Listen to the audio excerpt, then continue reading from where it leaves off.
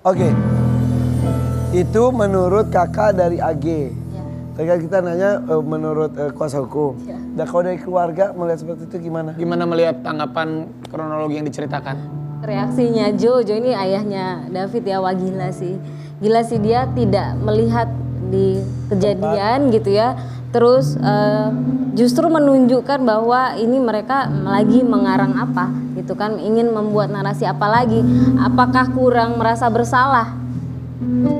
Minta maaf juga enggak gitu ya. Kakaknya ini dalam video kan tidak ada minta maaf, tetapi merasa terzolimi, merasa adiknya yang dikorbankan seperti itu. Padahal kita tahu persis hari ini anak yang berkonflik hukum AG ini ditahan ya karena peranan besar dia dalam peristiwa yang menganiaya David. Iya. Ini juga nih ada tweet Melisa Ya. terkait kuasa hukum terkait hal ini yang seperti membalas statement dari keluarganya AG. Kita lihat hampir Di waktu yang bersamaan semua pihak dari para pelaku berubah keterangan mereka sebelumnya, saling tuding dan saling serang. Bahkan ada yang menyudutkan anak korban yang sampai saat ini masih belum sadarkan diri. Jika keterangan awal itu tidak benar, apa yang saat ini benar? Jadi yang saat ini yang benar ada yang kita ketahui bersama itu kah? Ya, jadi saya lebih melihat kepada fakta-fakta ya. Yang pertama, David sampai hari ini tidak sadarkan diri. Tidak sadarkan dirinya, faktanya adalah karena penganiayaan, itu fakta. Dan rekaman video itu dan jelas. rekaman video tersebar itu juga fakta, gitu ya.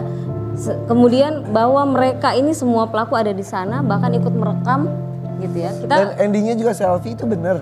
Kalau selfie mungkin masih perlu didalami lagi. Karena tidak terlihat, tapi tersebar narasinya, tapi belum Iya, lihat. yang jelas pada saat kita dapat informasi dari saksi kunci yang si orang tua sahabat dari anak korban D ini kan, dia yang teriak ya. Kalau dengar dari video terakhirnya itu dia yang teriak, woi, jauh banget dia teriak. Yang kita lihat kalau saja ibu itu tidak turun, itu Bisa kita nggak selesai. tahu. Ya, kita nggak tahu apa yang terjadi sama David Innalillahi. karena memang tidak dari mereka sendiri ingin berhentinya. Saya bertanya, boleh dijawab boleh enggak sih? Ini mungkin penasaran orang-orang. Sebetulnya yang dilakukan D kepada AG itu apa sampai membuat pelaku lainnya itu melakukan tindakan sekeras itu? Kita nggak paham juga ya, tapi beberapa Tidak disebutkan juga. Tidak disebutkan karena berapa kali di media saya kan bilang ke kuasa hukum dari tersangka MDF, jangan menyebar fitnah-fitnah atau berita-berita sumir.